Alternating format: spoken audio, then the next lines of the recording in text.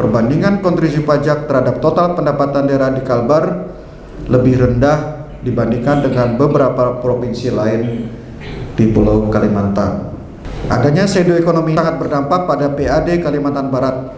Buktinya, dalam beberapa tahun terakhir penerimaan PBB-KB Kalimantan Barat stagnan karena BBM di Kalimantan Barat ini dibeli di black market.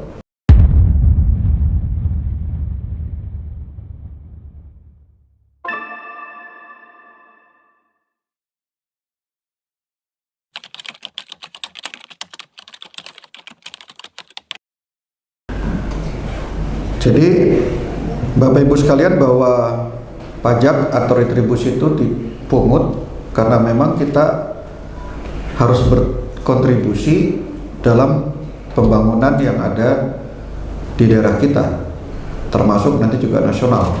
Sebagai warga negara atau warga negara bukan Indonesia, sepanjang dia mengambil bisnis atau mengambil kenikmatan di Indonesia, dia wajib untuk bayar pajak. Karena kita akan membangun Indonesia dan Kalimantan Barat.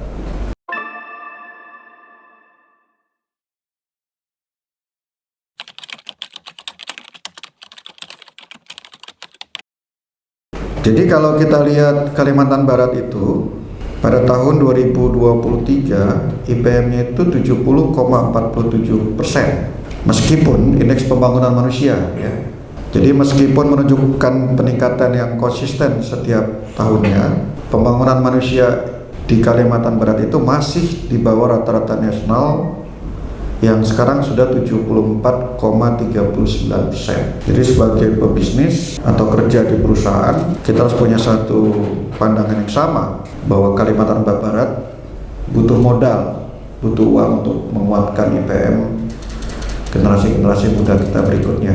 Kemudian capaian IPM di Kalimantan Barat ini merupakan terendah dibandingkan provinsi lain di Pulau Kalimantan. Kalau kita lihat lagi indikator makro lainnya, pada satu sisi angka kemiskinan di Kalimantan Barat berada di bawah rata-rata nasional jika dilihat capaian 5 tahun ke belakang. Namun di sisi lain angka prevalensi stunting berada di atas rata-rata nasional. Jadi banyak anak kerdil di Kalimantan Barat dan laju pertumbuhan ekonomi di Kalimantan Barat di bawah rata-rata nasional. Meskipun menurun drastis dari 7,15% pada tahun 2022 menjadi 6,73% pada tahun 2023, serta berada di bawah rata-rata nasional sebesar 9,36%, tapi tingkat kemiskinan Kalimantan Barat merupakan yang tertinggi di Pulau Kalimantan ini. Selain itu, kedalaman kemiskinan dan rasio Gini juga masih cukup tinggi. Hal ini terlihat dari besarnya angka-angka tersebut dibanding provinsi lain di Pulau Kalimantan. Penurunan persentase penduduk miskin yang diiringi tingginya kedalaman kemiskinan dan rasio Gini menunjukkan bahwa meskipun kemiskinan ekstrem berkurang, terdapat tantangan besar dalam mengatasi kemiskinan yang mendalam dan juga soal ketidaksetaraan. Padahal value kita di Kalimantan Barat ini adil kata Lino, keberadilan. Tapi Gini rasio menunjukkan kita masih belum berkeadilan. Ini menekankan pentingnya kebijakan yang tidak hanya mengurangi jumlah orang miskin, tetapi juga memperbaiki kondisi ekonomi masyarakat yang paling miskin dan mengurangi ketidaksetaraan pendapatan. Itu peran daripada pajak ya. Kita ambil untuk menciptakan kesetaraan.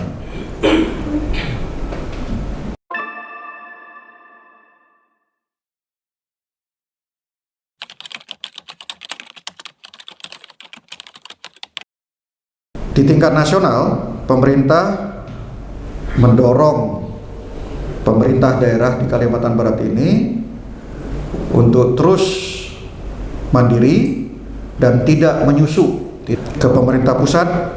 Sebagai contoh, Undang-Undang tentang hubungan keuangan pemerintah pusat dan daerah, pemerintah pusat mendorong pemerintah daerah mengatur sendiri pajak daerah dan retribusinya, salah satunya di Kalimantan Barat dengan peraturan daerah nomor 1 tahun 2024 yang kita lihat di depan.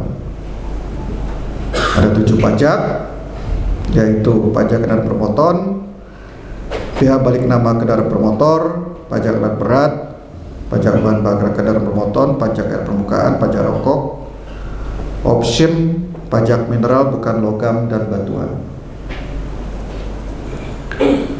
Hadirin sekalian, secara umum, semakin tinggi persentase pendapatan pajak daerah terhadap total pendapatan daerah, semakin besar kemandirian fiskal daerah tersebut. Artinya daerah lebih mampu mengandalkan pajak sebagai sumber pendapatan utama tanpa tergantung pada sumber pendapatan lainnya. Di Kalimantan Barat sendiri, kontribusi pajak daerah terhadap total pendapatan daerah mengalami peningkatan setiap tahunnya yang mencerminkan upaya pemerintah daerah dalam memperbaiki pengelolaan pajak dan meningkatkan kesadaran wajib pajak. Namun, meskipun terjadi peningkatan yang signifikan dalam persentase pendapatan pajak daerah di Kalbar, data menunjukkan bahwa perbandingan kontribusi pajak terhadap total pendapatan daerah di Kalbar lebih rendah dibandingkan dengan beberapa provinsi lain di Pulau Kalimantan.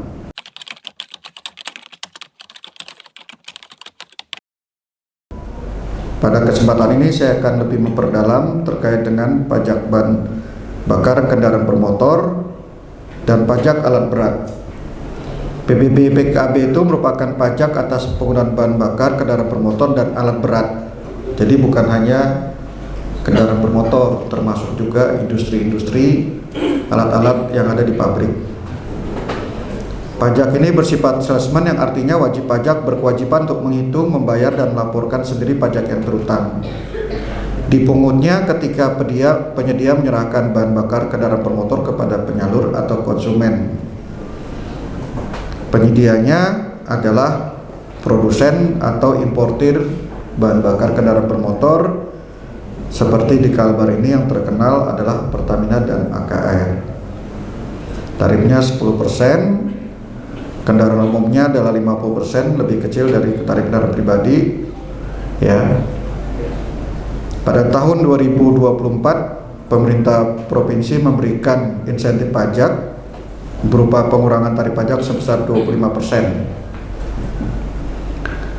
Pajak yang kedua, pajak alat berat. Pajak ini adalah pajak baru yang ditetapkan tahun 2025.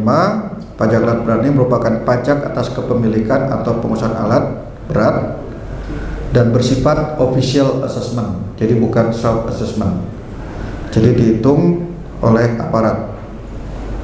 Dasarnya adalah nilai jual alat berat, tarifnya 0,2%. Sayangnya, berdasarkan data yang tersedia, realisasi PBB-KB di Provinsi Kalimantan Barat merupakan yang terkecil dibandingkan provinsi lain di Pulau Kalimantan. Akan tetapi jika dilihat dari tren realisasi pajak kendaraan bermotor dan biaya balik nama kendaraan bermotor, Provinsi Kalimantan Barat bukanlah yang terendah. Ini menjadi cambuk bagi kita semua untuk mengimbangi penerimaan PBB-KB provinsi lain. Kita bisa belajar, kelihatan di grafik, di Kalimantan stagnan pertumbuhannya, PBB-KB-nya, tetapi di Kalimantan Timur meroket. Jadi Kalbar paling rendah. Sungguh sangat aneh jika Kalbar dikalahkan oleh Kalteng. Ya, pajak bahan bakar kendaraan bermotor kita. Lihat di depan itu, Kalteng sudah mulai mengalahkan Kalbar di 2023. Kita tertinggal jauh daripada Kaltim dan juga Kalsel.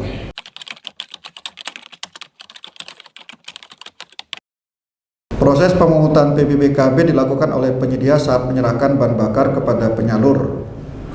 Secara resmi, ada Pertamina Petraniaga, AKR Korporindo, Putra Andalan Nusantara, Mitra Patra Borneo, El Nusa Patrovin, Pro Energy, Dwi Andalan Nusantara, Hokari Linex Pratama, Teladan Makmur Jaya, Sepertiga Malam Sinergi. Pemungutannya dilakukan saat penerbitan surat perintah pengeluaran barang. Besarnya dihitung dengan cara mengalihkan dasar dengan nilai jual sebelum PPN. Ada sanksi administrasi dan juga sanksi pidana. Ya. Kalau pajak alat berat dikenakan kepada wajib pajak orang pribadi atau badan yang memiliki dan atau penghasilan berat yang akan dikenakan di wilayah daerah tempat penghasilan berat tersebut berada dan dikenakan saat terjadi kepemilikan dan pengusahaan berat. Ini sangat penting nanti di 2005 betul-betul TNI Polri dilibatkan untuk pendataan.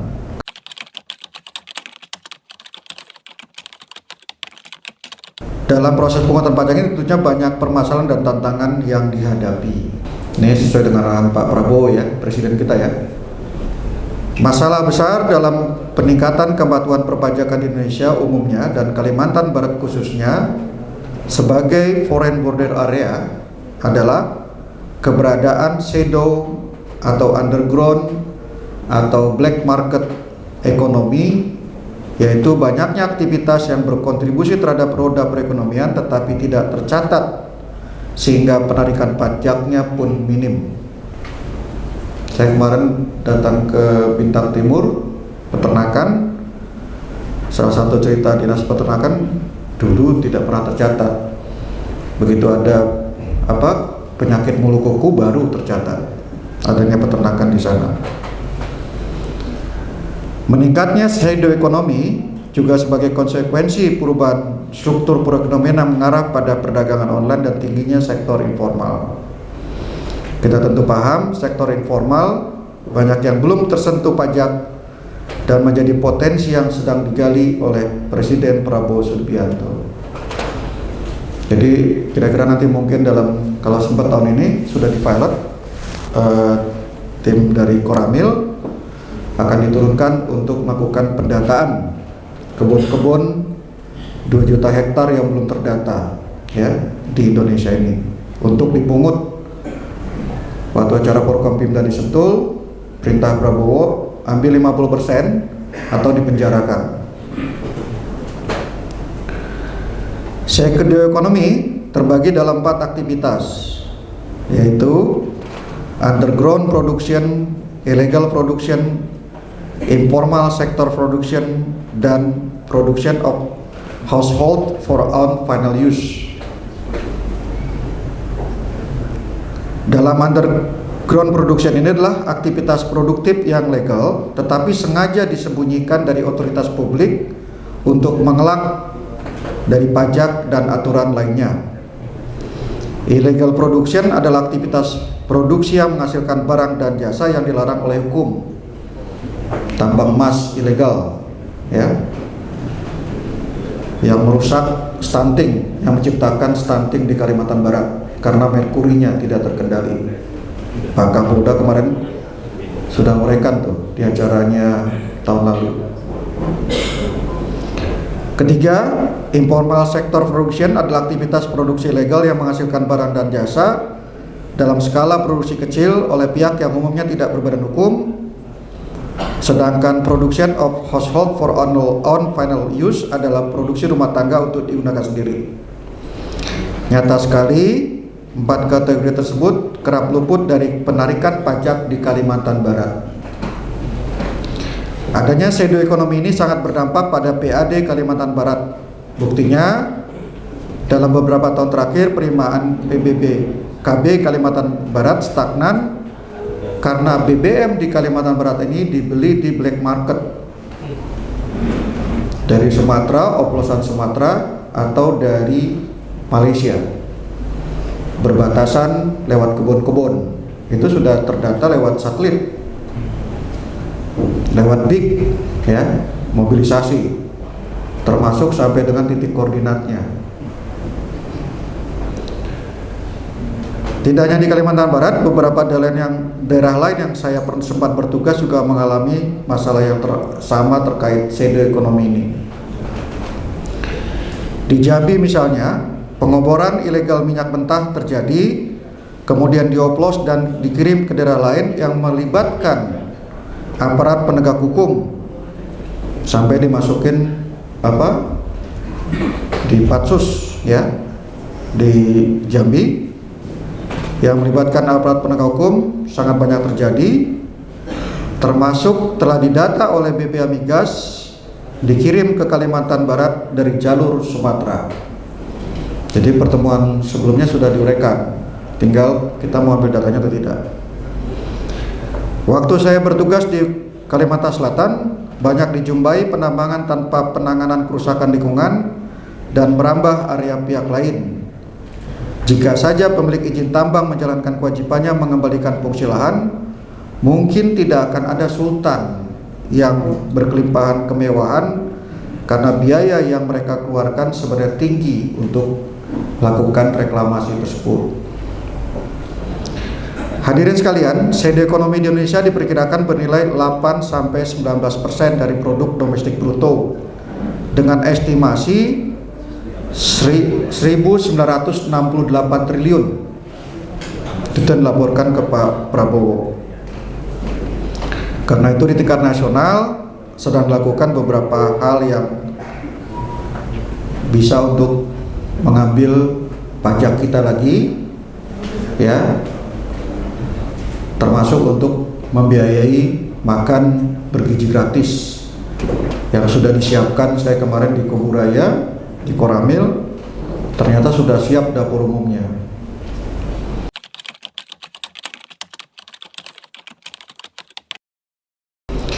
Dalam mengatasi shadow ekonomi tersebut, telah terdapat usaha dari Pemprov Kalbar berupa penerbitan surat edaran Gubernur Kalbar yang diterbitkan dalam rangka optimalisasi PAD pada jenis pajak bahan bakar kendaraan bermotor.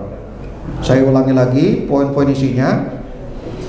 Diminta kepada para pemilik industri untuk melakukan pembelian BBKB BBM hanya melalui pemegang izin niaga usaha yang terdaftar sebagai wajib pungut PBBKB di Bapenda. Apabila perusahaan atau badan usaha menerima penawaran BBKB atau BBM dari penyalur yang tidak resmi, terdaftar serta tidak menyertakan PBBKB dalam komponen harganya, perusahaan badan usaha dapat melaporkan penyalur tersebut kepada Bapenda Kalbar. Pemprov Kalbar bersama dengan BPKP akan melakukan inspeksi atau audit kepada perusahaan badan usaha sebagai konsumen BBKB BBM atas pembayaran BBBKB telah dilakukan. Ini seperti pengalaman di Kalimantan Timur. Jadi meroketnya tadi salah satunya karena adanya kerjasama. Jadi kita melakukan pemeriksaan ke lapangan, ya, BPKB biasa ditugas untuk ini. Dalam hal ditemukan perusahaan badan usaha yang melakukan pembelian BBKB BBM selain dari penyedia dan atau penyalur yang terdaftar resmi di Bapenda, akan diberikan teguran dan sanksi sesuai dengan ketentuan perundang-undangan yang berlaku.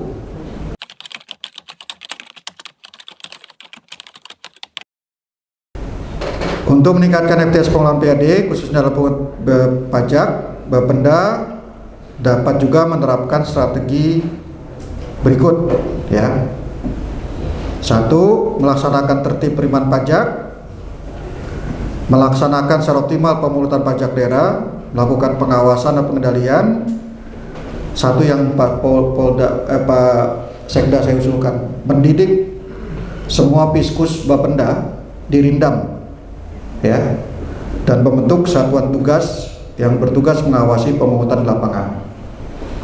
Dan kemudian ini yang paling penting juga, memberikan insentif secara khusus kepada aparat pengelola PAD yang dapat melampaui penerimaan dari target yang telah ditetapkan, termasuk penghargaan kepada pemangku kepentingan yang berkontribusi. Jadi dari uang yang dipungut harusnya tidak hanya untuk kepentingan Bapenda, tetapi diberikan secara resmi dalam bentuk penghargaan, ya, kepada Polres, kepada Kodim, ya, sampai prajurit-prajurit ke bawah.